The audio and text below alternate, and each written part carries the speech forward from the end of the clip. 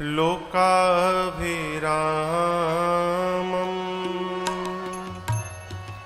रणरङ्गधीरं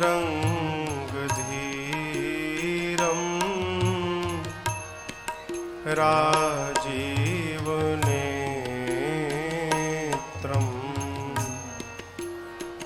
रघुवंशनाथं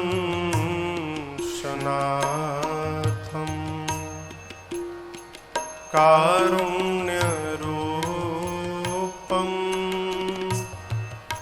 करुणाकरं तं श्रीरामचन्द्रं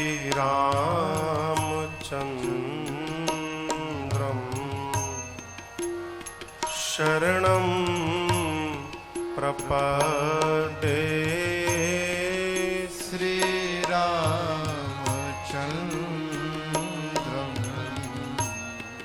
शरणं प्रपद्ये। कर्पूरगौरं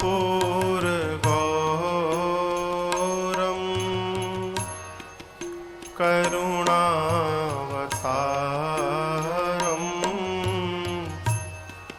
संसारसारं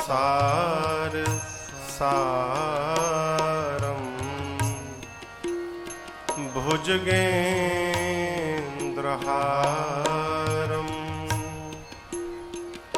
सदा वसन्तं हृदयारविन्दे भवं भवानी सहितं नमामि भवं भवानी सहितं नमामि। मनोजवं मारुततुल्यवेगं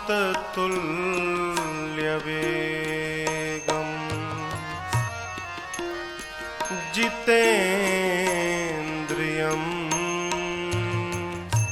बुद्धिमतां वरिष्ठं वातात्मजं वानरयूथमुख्यं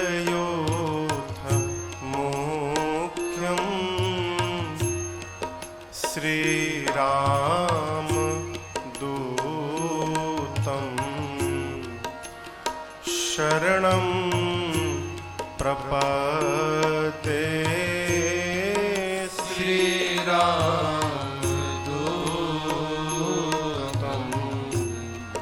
शरणं प्रपद्ये।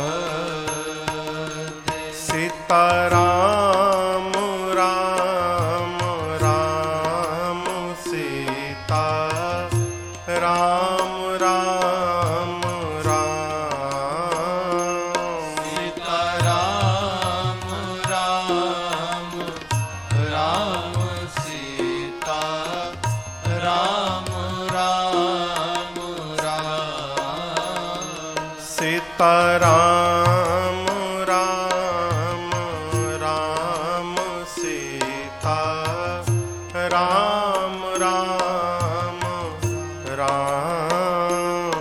सीताराम राम राम सीता राम राम राम। सीताराम राम राम सीता राम राम राम। सीताराम राम राम सीताराम राम राम। सीताराम राम राम सीता राम राम राम। सीताराम राम राम सीताराम राम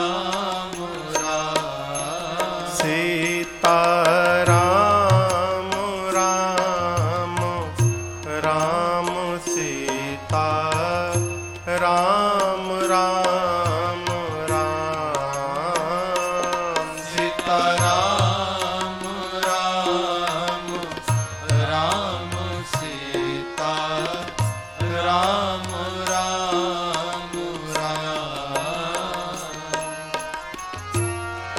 सीता राम चरण रति मोरे सीता राम चरण रति मोरे अनुदीन बढ़ाओ अनुग्रह तोरे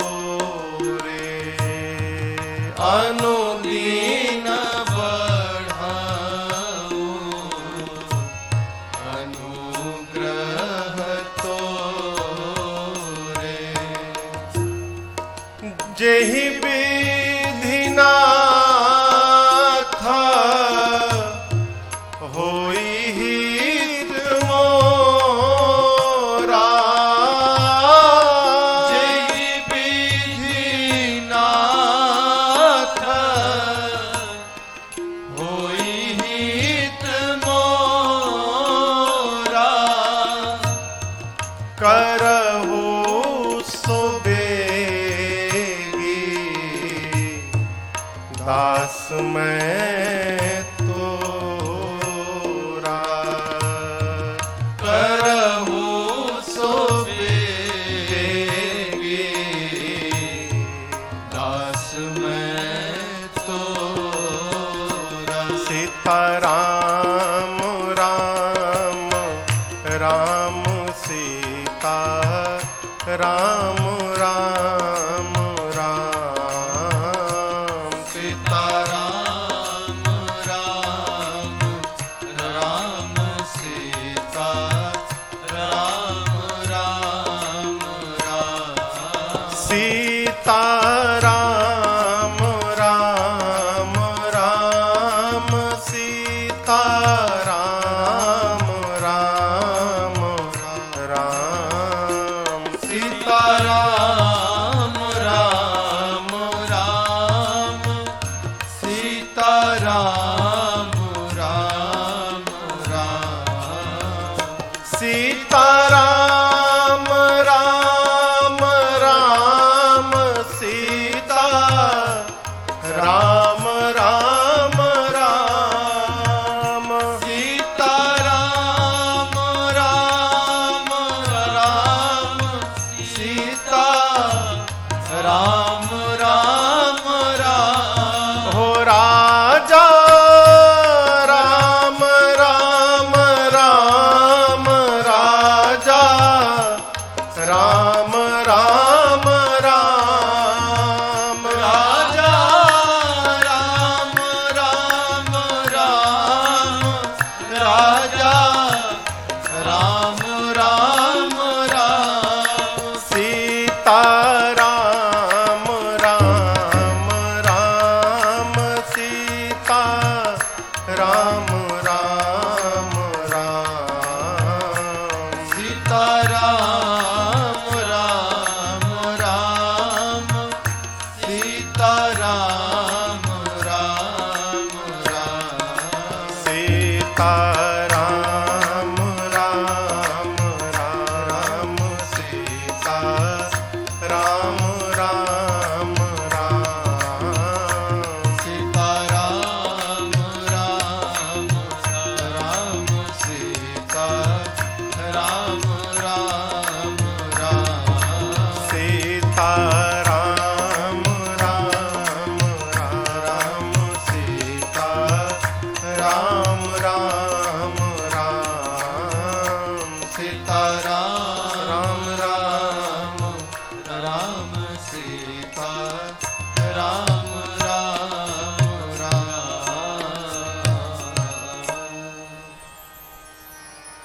माता रामो मत पिता रामचंद्र स्वामी रामो मत सखा रामचन्द्रः सर्वस्वं मे रामचन्द्रो दयालो नार्यं जाने नैव जाने न जाने। बंदौ श्री तुलसी के चरण जिन कीन्हूं जग काज। कलि समुद्र बूढ़त लखे प्रगट्यूं सप्त जहाज। सिय राममय सब जग जानी करऊं प्रणाम जोरि जोग हानि। सियावर रामचंद्र भगवान की जय। बाल कृष्ण भगवान की जय। श्री उमापति महादेव की जय। पवन सुत हनुमान की जय। पूज्यपाद गोस्वामी तुलसीदास जी महाराज की जय। श्री रामचरितमानस भगवान की जय। ओम नमः पार्वती पतये हर हर महादेव।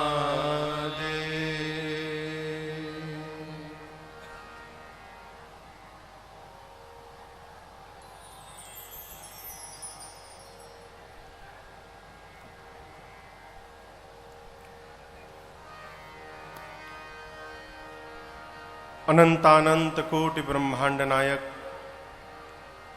अकारण करुणा वरुणालय भगवान श्री राघव जी को प्रणाम। भूत भावन भगवान शिव श्री हनुमान जी के चरणों में साष्टांग दंडवत। पूज्य पाद गोस्वामी तुलसीदास जी महाराज के चरणों में बारंबार वंदन। बाबा गैवी साहब के इस पावन धराधाम पर हमारे परम आदरणीय श्रीमान राम कुमार जी गोयल के द्वारा नवनिर्मित भव्य श्री हनुमान जी के प्रतिमा के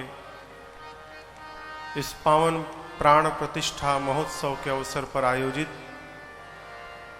आपके शहर नरवाना में इस 9 दिवसीय श्री राम कथा के हम और आप आज तृतीय सत्र में यहाँ पर सभी लोग उपस्थित हुए हैं।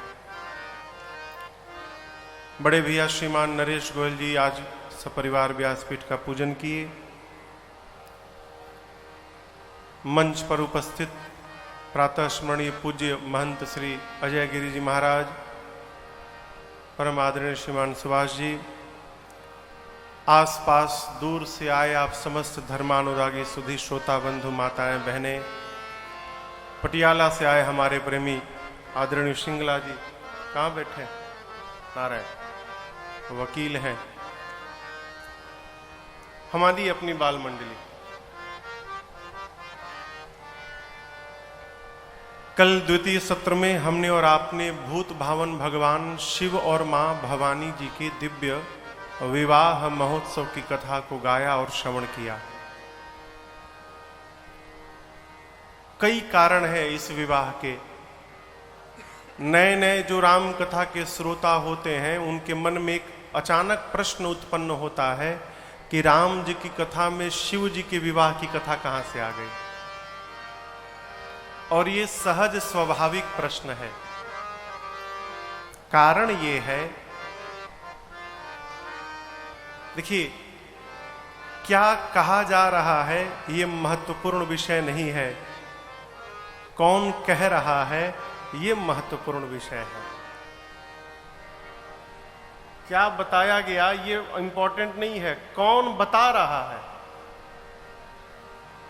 प्रामाणिकता तभी होती है जब कोई प्रामाणिक व्यक्तित्व उसके बारे में बताए।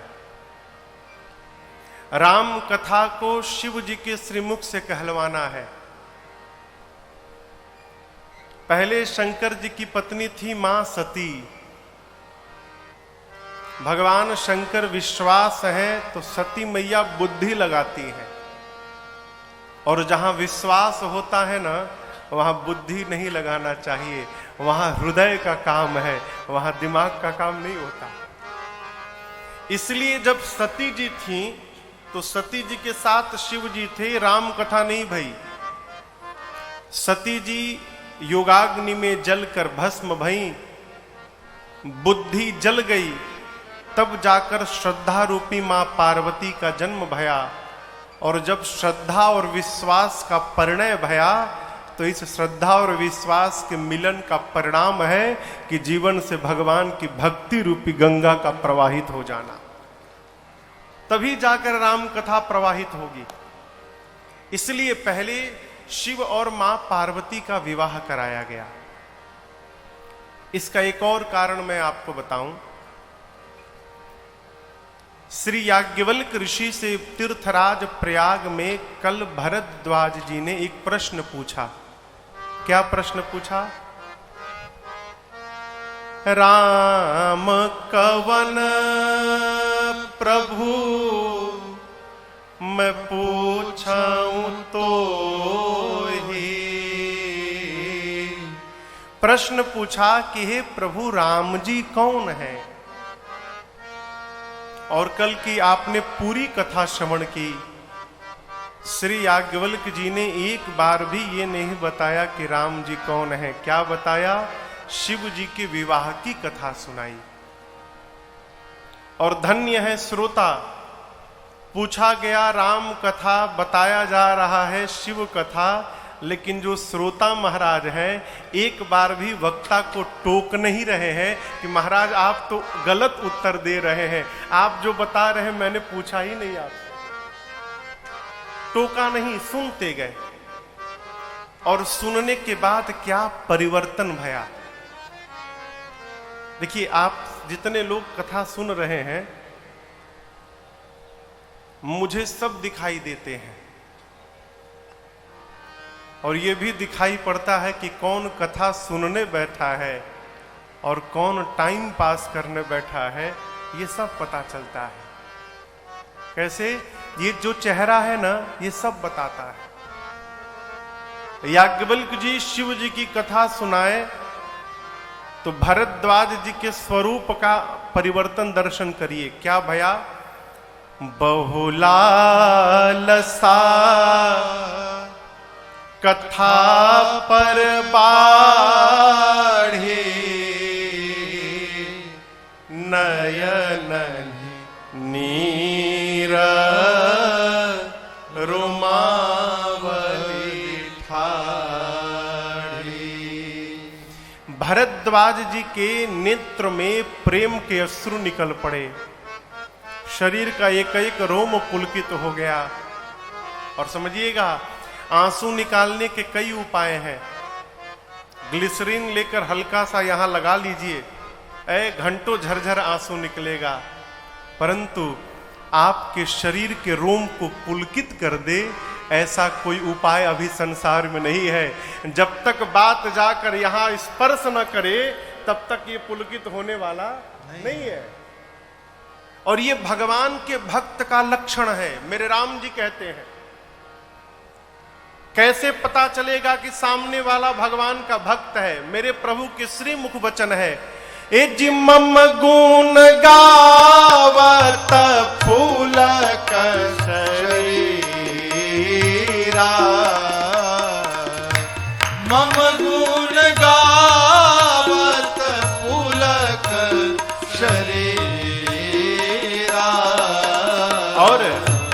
गद गद गिरा नयन बहनीरा,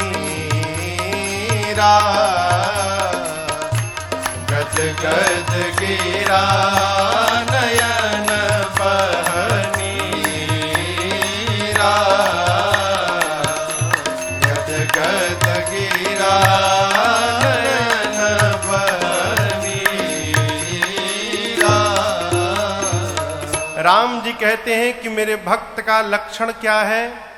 मम गुण गावत, जब वो मेरा गुणगान करेगा तो क्या होगा? पुलक शरीरा, शरीर पुलकित हो जाएंगे। और गाते गाते गद गद गिरा, गिरा यानी वाणी, वाणी का गदगद होना समझते हैं। जब प्रेम अपने प्रवान पर पहुंचता है ना, तो मारे प्रेम के कारण जीव बोल नहीं पाता है। प्रेम की प्रगाढ़ता में शब्द समाप्त हो जाते हैं। और याद रखिएगा, जब ये काम करना बंद कर देता है, फिर आंखें बोलना प्रारंभ कर देती हैं। कैसे? नयन बह नीरा, भगवान के भक्त का लक्षण है। जब वो भगवान का गुणगान करता है, ऐ शरीर पुलकित हो जाते हैं, गाते गाते वाणी अवरुद्ध होने लगती है और नेत्र से प्रेम के अश्रु निकल पड़ते हैं। ये सारे लक्षण भरद्वाज जी में घटित हो रहे हैं। कथावाचक के सामने जब श्रोता बैठकर प्रेम से कथा सुनने लगता है ना, तो श्रोता से अधिक आनंद वक्ता को आता है? भरद्वाज रूपी श्रोता को पाकर याज्ञवल्क्य ऋषि धन्य हो गए। कथा को बंद किए और लगे भरद्वाज जी की प्रशंसा करने। हे भरद्वाज जी, आप धन्य है महाराज, आप धन्य है। क्यों? आप शिव जी को प्राण के समान प्रेम करते हैं, इस रहस्य को मैं जान गया हूं। आप धन्य हैं। धन्य कौन जानते हैं? मानव का शरीर प्राप्त करके जो भगवान का भक्त हो गया है, वो जीव धन्य है। केवल वो जीव नहीं धन्य है, उसका पूरा का पूरा कुल खानदान धन्य है। शंकर भगवान कहते हैं उत्तरकांड में, पूरी राम कथा जब बीत गई तो अंत में ये चौपाई है। मां पार्वती से बाबा कहते हैं, देवी सो कुल धन्य उमा सुनु, जगत पूज्य सुपुनीत, श्री रघुवीर परायण, जेहि नर उपज विनीत। भगवान शंकर कहते हैं, देवी वो कुल धन्य है। कुलम पवित्रम, कौन सा कुल? जिस कुल में भगवान का भक्त जन्म लेता है। आपको बताऊं, एक भक्त 21 पीढ़ी को तार देता है। यदि कुल खानदान में एक भक्त जन्म ले तो पीछे की 10 पीढ़ी, आगे आने वाली 10 पीढ़ी कितनी हो गई?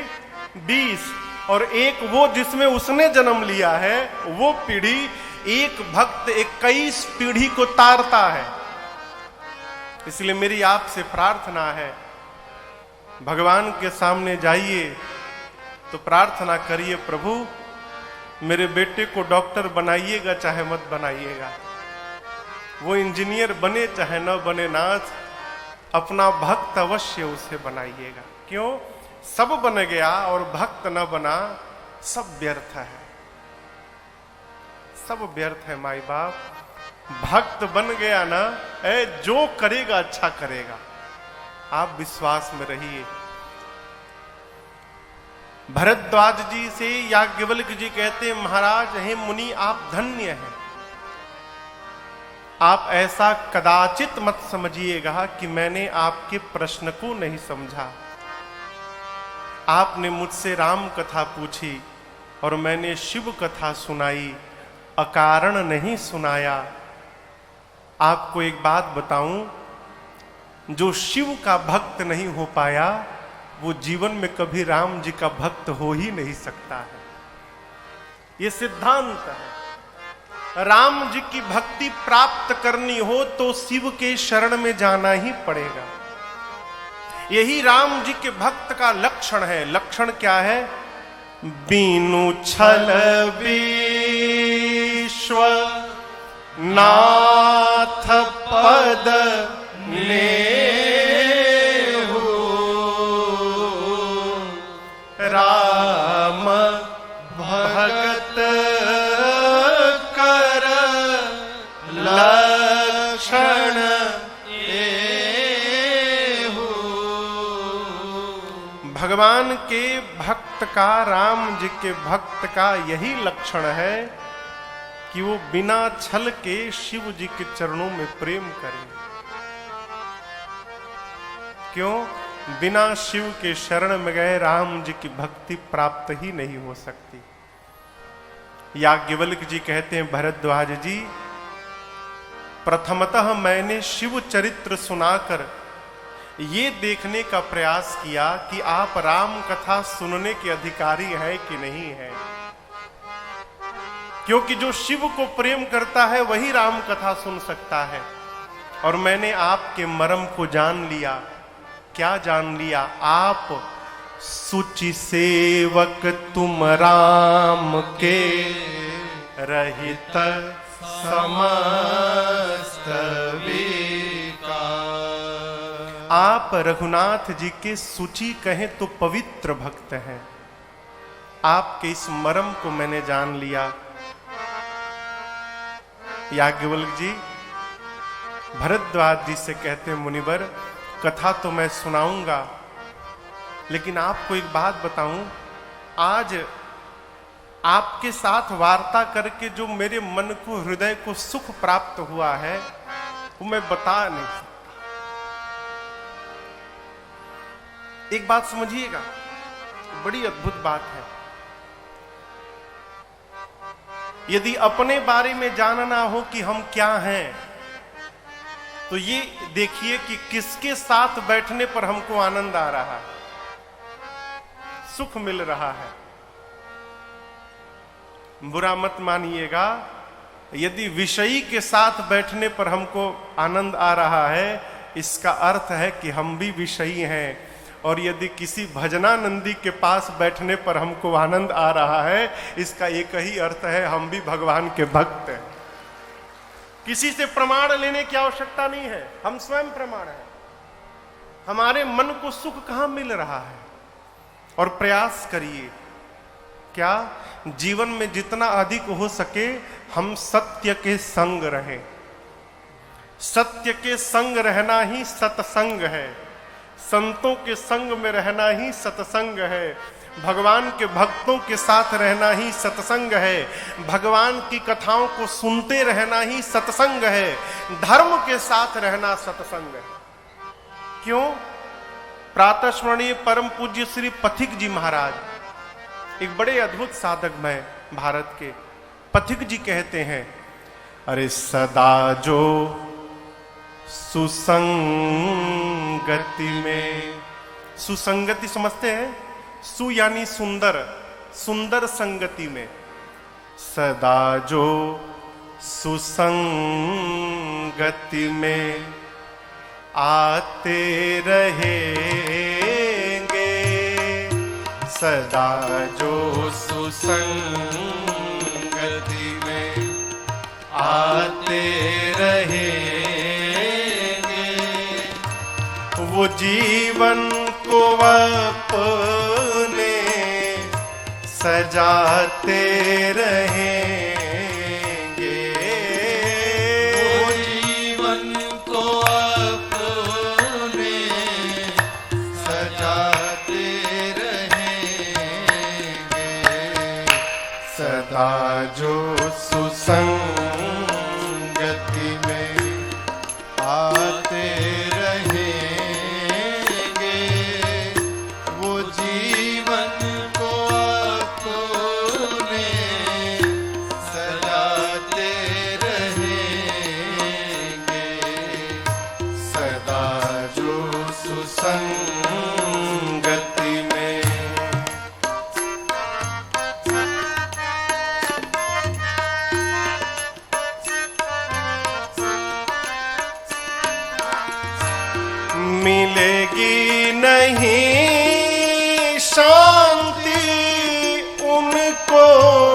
कहीं भी मिलेगी नहीं शांति उनको कहीं भी। हाँ उनको कहीं भी उनको कहीं मिलेगी नहीं शांति उनको कहीं भी मिलेगी नहीं शांति उनको कहीं भी। किनको? जो परमात्मा को भुलाते रहेंगे, जो परमात्मा को भुलाते रहेंगे, सदा जो सुसंगत में।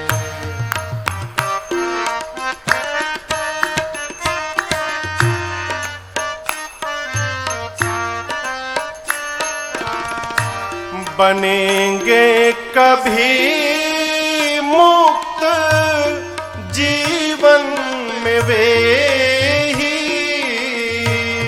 बनेंगे कभी मुक्त जीवन में वे ही। कोई आदमी गुजर जाता है तो लोग कहते हैं कि अगला मुक्त हो गया। मरने के बाद मुक्ति मिलती है क्या हो? मरने के बाद मुक्ति नहीं मिलती, केवल तेरही होती है। इस भ्रम से बाहर रहिएगा कि मरने के बाद मुक्त हो जाएंगे। जो जीते जी मुक्त नहीं हो पाया, मरने के बाद खाक मुक्त होगा। मिलेगी बनेंगे वही मुक्त जीवन में वे ही। हाँ जीवन में वे ही, जीवन में वे बनेंगे कभी मुक्त जीवन में वे ही, बनेंगे कभी मुक्त जीवन में वे ही। कौन? जो चाहों को अपने घटाते रहेंगे, जो चाहों को अपने घटाते रहेंगे, सदा जो सुसंगति में।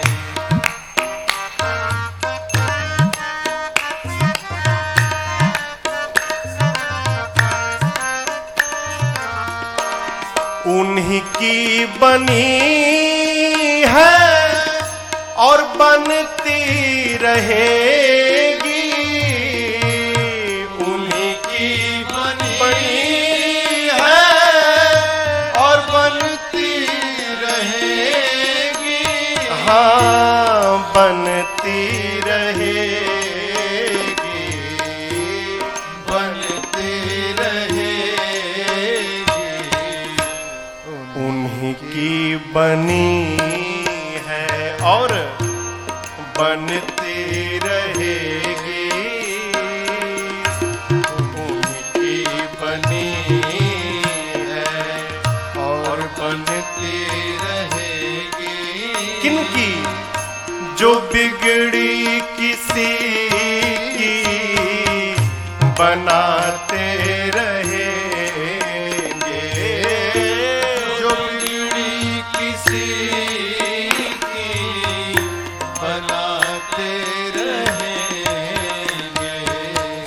सदा जो सुसंगति में। रहेंगे। हाँ, वो जीवन को अपने सजाते रहेंगे। हाँ, वो जीवन को अपने सजाते रहेंगे। सदा जो सुसंगति में आते रहेंगे, वो जीवन को अपने सजाते रहेंगे। सत्संग, देखिए हम और आप बाजार जब जाते हैं तो जब जब बाजार जाते हैं तो वहां से घर को सजाने के लिए कुछ न कुछ ले आते हैं। उसी प्रकार जब भक्त जब जब सत्संग में जाता है तो वहां से अपने जीवन को सजाने के लिए कुछ न कुछ लेकर आता है? इसीलिए साधक कहता है जो भी सत्संग में जाता रहेगा वो जीवन को अपने सजाते रहेंगे। श्री याज्ञवल्क्य ऋषि कहते हैं, भरद्वाज जी आपके साथ वार्ता करके आज मेरे मन को जो सुख मिला मैं बता नहीं सकता हूं। आपने राम कथा पूछी, अब मैं आपको राम कथा सुनाने जा रहा हूं। कल गोस्वामी तुलसीदास जी महाराज कथा को प्रयाग ले गए थे याज्ञवल्क्य ऋषि के पास। आज याज्ञवल्क्य ऋषि कथा को प्रयाग से लेकर कैलाश पहुंच गए। ज्ञान घाट पर बाबा शंकर के पास पहुंचे। याज्ञवल्क्य ऋषि भरद्वाज जी से कहते हैं, ऋषिवर परम रम्य गिरिवर कैलासो, परम रम्य गिरिवर कैलासो, सदा जहां शिव उमा निवासो, सदा जहां शिव उमा निवासो, तेहि गिरि पर्वत बिटप विशाला, तेहि गिरि पर्वत बिटप विशाला, नित नूतन सुंदर सब काला, नित नूतन सुंदर सब काला, एक बार तेहि तर प्रभु गया वो, एक बार तेहि तर प्रभु गया वो, तरु बिलो की उर अति सुख भया वो, तरु बिलो की ओर अति सुख भया। प्रणाम। निज कर डासी नागरी पूछाला, निज कर डासी नागरी पूछाला, बैठे सहजहि शंभु कृपाला, बैठे सहजहि शंभु कृपाला, बैठे सहजहि शंभु कृपाला, बैठे सहजहि शंभु कृपाला। श्री याज्ञवल्क्य जी कहते हैं, भरद्वाज जी कैलाश पर्वत का दिव्य शिखर है जहां पर भगवान शंकर और मां भवानी जी का सदैव वास है। कई लोग सोचते होंगे कि क्या कैलाश पर सही में भगवान शंकर रहते हैं? मन में प्रश्न आता होगा ना? प्रमाण सुनिए। दुनिया की सबसे ऊंची चोटी का नाम है एवरेस्ट, है ना? विश्व की सबसे ऊंची चोटी कौन सी है? एवरेस्ट। कैलाश उससे छोटा है। एवरेस्ट पर तो सैकड़ों पर्वतारोही चढ़ गए, लेकिन आज तक कोई भी पर्वतारोही कैलाश पर नहीं चढ़ पाया। क्यों? वहां पर्वतारोही नहीं जा सकते। और मैं भी आपको 2 महीने पहले का एक एनालिसिस बताऊं। अमेरिका की एक कंपनी है गूगल। गूगल ने सैटेलाइट से कैलाश पर्वत का सर्वे किया है, जूम करके स्टडी किया है, तो पाया क्या है कि कैलाश पर्वत के शिखर पर प्रतिमाएं बनी हैं। कैलाश पर्वत के शिखर पर प्रतिमाएं बनी है, 5-6 प्रतिमाएं। और उन प्रतिमाओं की लंबाई कितनी है आप जानते हैं? 200 से 250 फुट। 200 फीट से 250 फीट लंबी लंबी 5-6 प्रतिमाएं पत्थर में काट के बनी है। अब आप बताओ, जब आज तक वहां कोई चढ़ा ही नहीं, तो उन प्रतिमाओं को वहां बनाया कौन? आप जब ऊपर से कैलाश पर्वत का सैटेलाइट व्यू देखेंगे ना, तो जैसे भगवान शंकर का लिंग होता है, लिंग के चारों ओर जलहरी होता है, उसी प्रकार कैलाश पर्वत के चारों तरफ जलहरी है। आपको दिखाया था मैंने। क्यों? कैलाश पर साक्षात भगवान शिव और मां भवानी जी का सदैव वास है, नित्य वास है। उस कैलाश पर्वत पर यहां याज्ञवल्क्य जी कहते हैं भरद्वाज जी से कि ऋषिवर भरद्वाज जी, कैलाश पर एक विशाल बट का वृक्ष है। बट कहे तो बरगद। और उस वृक्ष का परिचय क्या बताया? नित नूतन सुंदर सब काला, नित नूतन। नित्य नूतन है। नूतन यानी नया। किसी भी काल में, किसी भी ऋतु में आप उस वृक्ष का दर्शन करिए, उस पर कभी उदासी नहीं दिखाई पड़ती। उसके पत्ते झड़ते नहीं है, पत्ते सूखते नहीं है, नित्य नवीनता बनी रहती है। कारण जानते हैं क्या है? उसी वृक्ष के नीचे बैठकर मेरे बाबा भजन किया करते हैं। और भजन का प्रभाव है कि उस वृक्ष में सदैव नवीनता रहती है। माई बाप, यदि ये भजन का प्रभाव हमारे घर में उतर गया ना, तो विश्वास मानिए हमारे घर में भी सदैव नवीनता ही नवीनता बनी रहेगी। यदि भजन घर में प्रवेश कर गया। भगवान शंकर एक दिन उस बट वृक्ष के नीचे गए, वृक्ष को देखा, इतना आनंद आया बाबा के हृदय में कि अविलंब शंकर भगवान गए और अपने हाथ से बाघंबर लाए और अपने हाथों से ही बिछाकर भगवान शंकर बैठ गए। ये प्रसंग कहता है कि भक्त को कभी भी दूसरे पर आश्रित नहीं होना चाहिए। और भक्त को नहीं, जिस मनुष्य को अपने जीवन में लक्ष्य को प्राप्त करना है, उसे दूसरे पर आश्रित नहीं होना चाहिए। जो अपने किसी व्यवहार के लिए दूसरे पर आश्रित है, वो जीवन में लक्ष्य को प्राप्त करने वाला नहीं है। क्या भगवान शंकर के पास ये आसन बिछाने के लिए गण नहीं थे?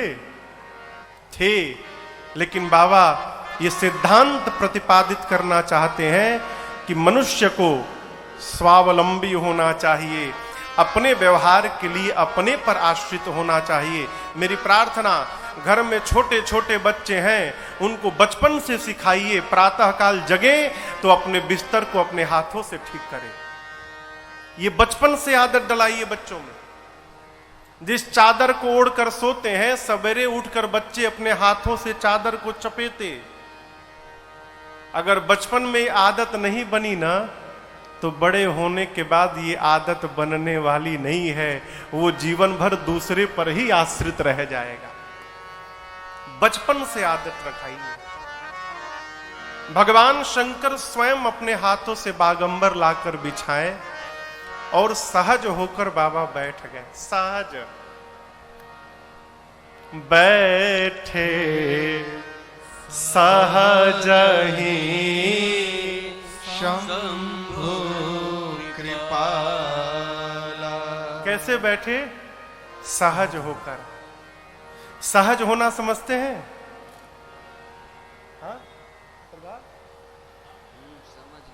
आराम से नहीं सरकार, क्षमा चाहते हैं।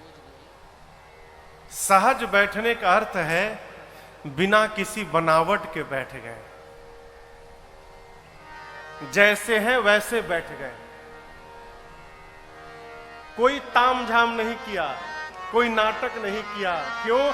जितना नाटक करिएगा, शांत जीवन में याद रखिएगा, नाटक के खुलने का भय जीवन भर बना रहेगा और आप जहां रहिएगा वहां बेचैन बने रहिएगा।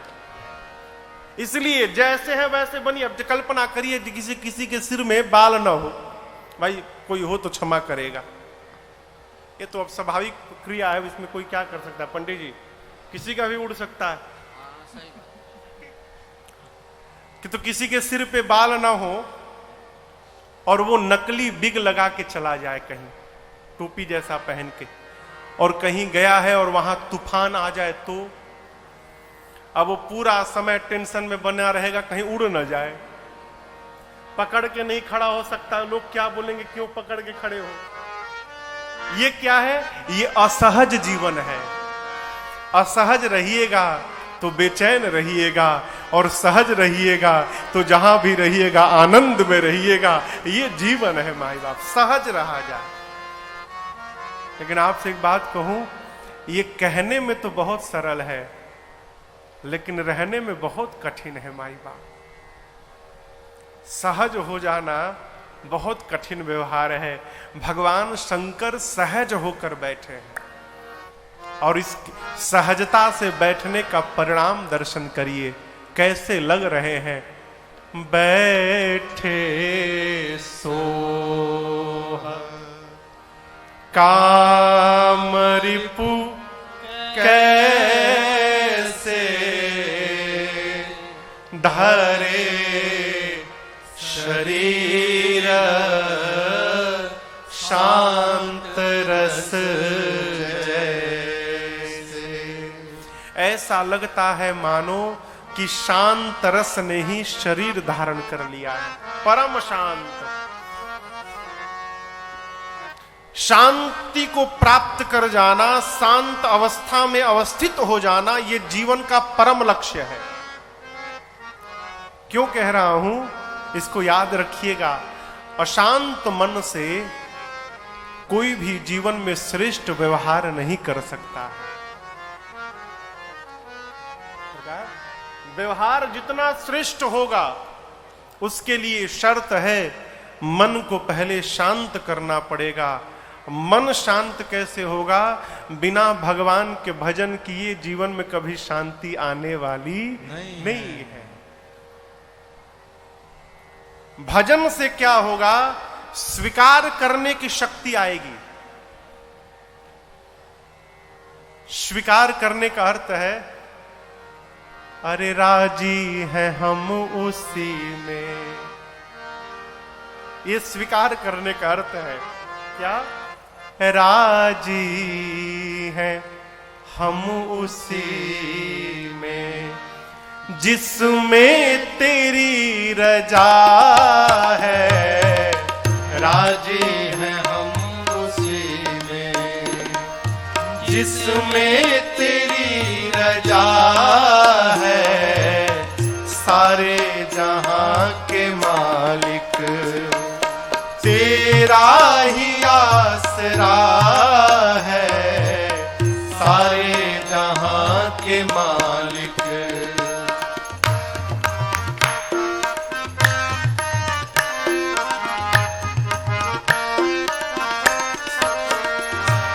हम क्या बताएं तुमको, सब कुछ तुम्हें खबर है। हम क्या बताएं तुमको, सब कुछ तुम्हें खबर है। हर हाल में हमारी तेरे तरफ नजर है।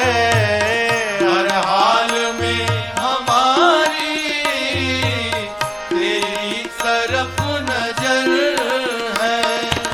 किस्मत है ये हमारा, किस्मत है ये हमारा, क्या जो तेरा फैसला है।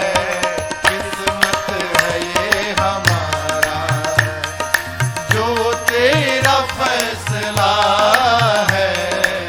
सारे जहां के मालिक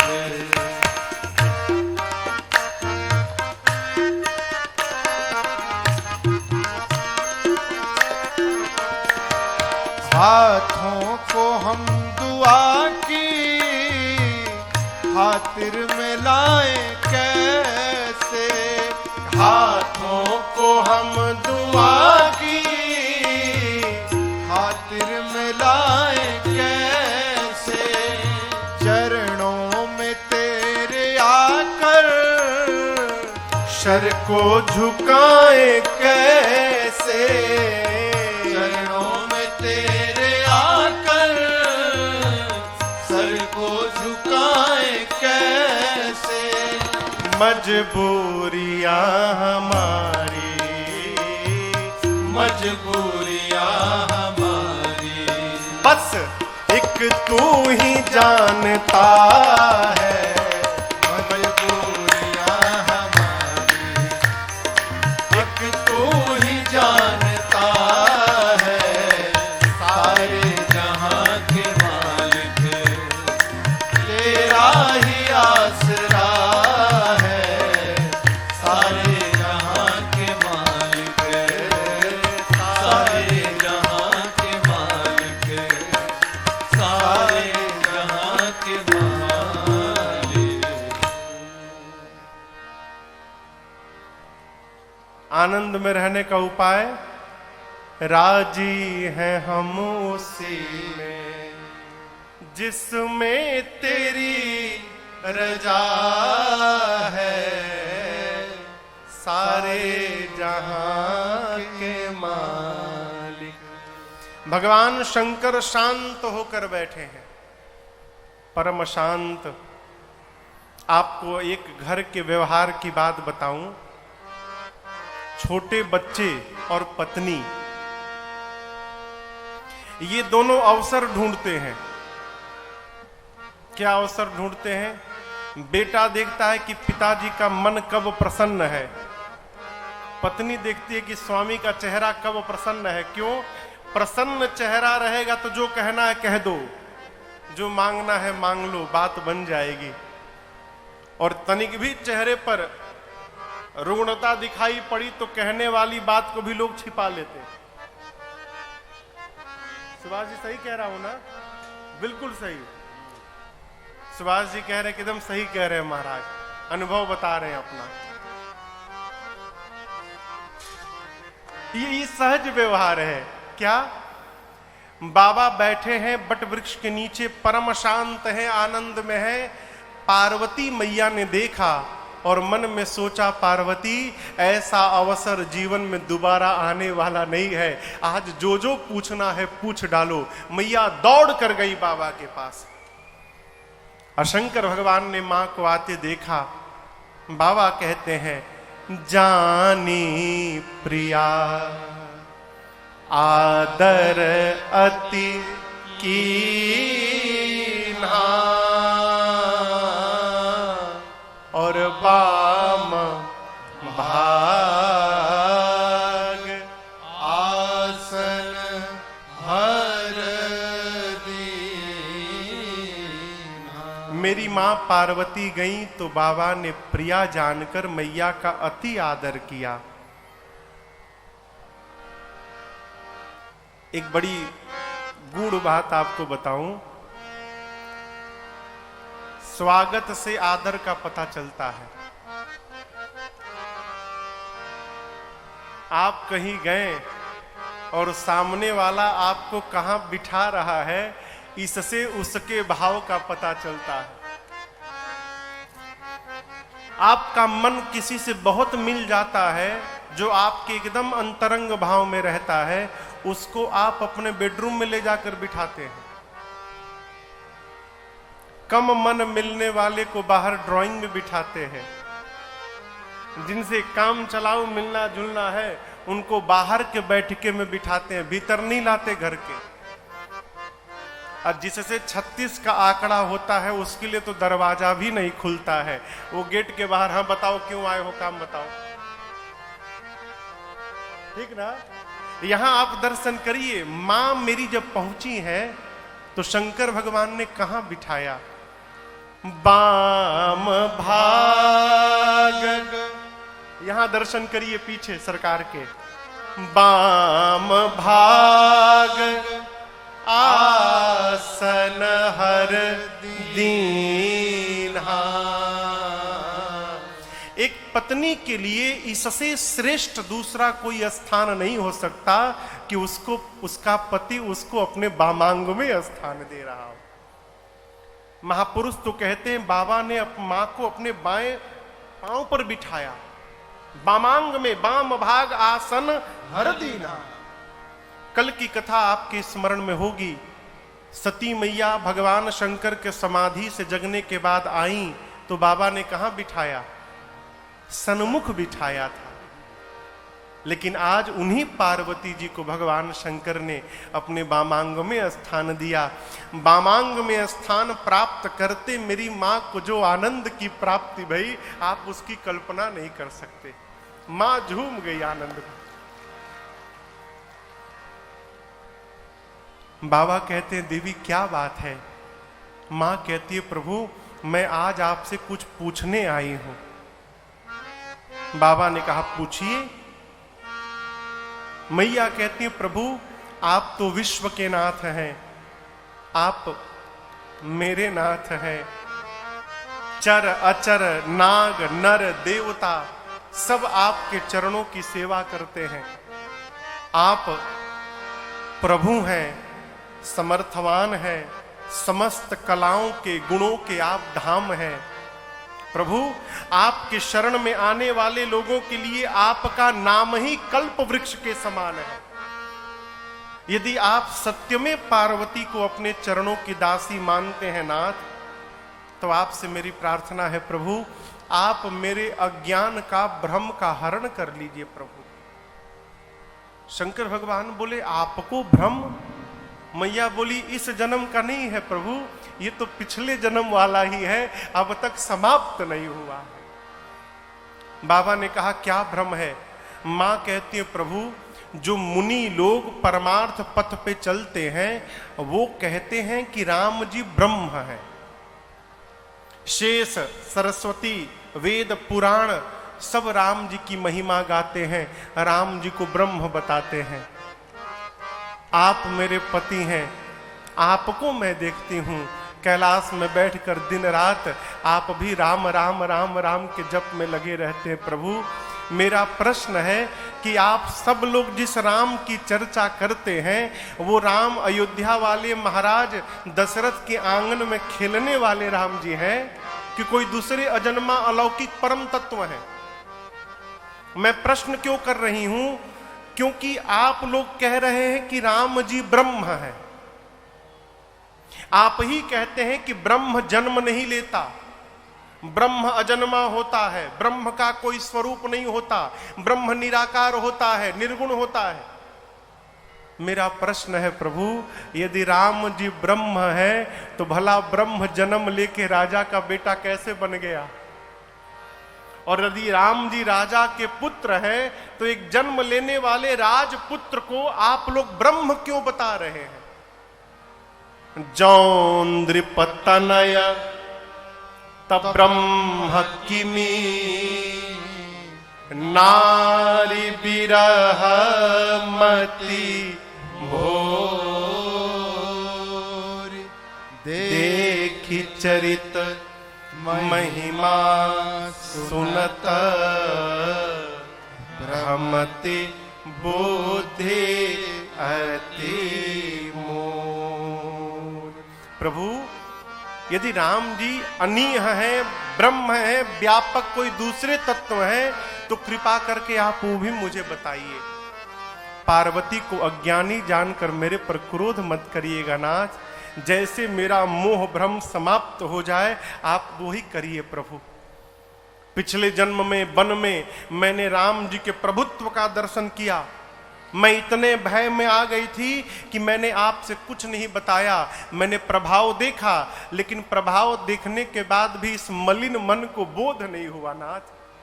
प्रभु तब की बार तो आपकी दासी आपसे विवाद कर रही थी नाथ, लेकिन सत्य मानिए आज पार्वती आपके साथ संवाद करना चाहती है। मैं राम जी की कथा सुनना चाहती हूं प्रभु। आप सबसे पहले ये बताइए कि वो निर्गुण ब्रह्म सगुण कैसे हो गया? जन्म नहीं लेने वाला जन्म कैसे ले लिया? क्या कारण था?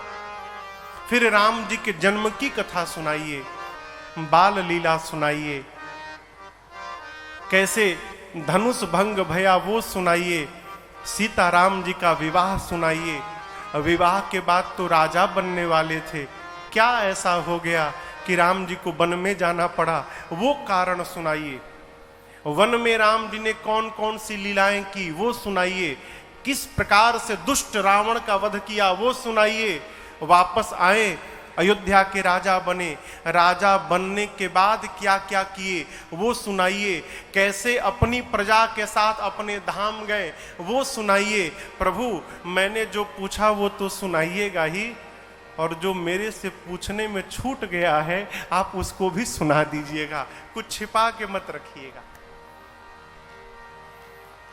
मेरी मां ने क्रम से प्रश्न किया। अब आप कल्पना करो किसी की पत्नी उससे उसके भगवान के बारे में प्रश्न करे हो, वो पति कितना सौभाग्यशाली होगा। बाबा ने मां के प्रश्न को सुना, मेरे बाबा इतने आनंद में आ गए। यहाँ पूज्यपाद गोस्वामी तुलसीदास जी कहते हैं, मां के प्रश्न को सुनकर हरहि राम चरित सब आए, प्रेम पुलक लोचन जल छाए। हरहि राम चरित सब आए, प्रेम पुलक लोचन जल छाए। श्री रघुनाथ रूप उर आवा, श्री रघुनाथ रूप उर आवा, श्री रघुनाथ रूप उर आवा, परमानंद अमित सुख पावा। श्री रघुनाथ रूप उर आवा, परमानंद अमित सुख पावा।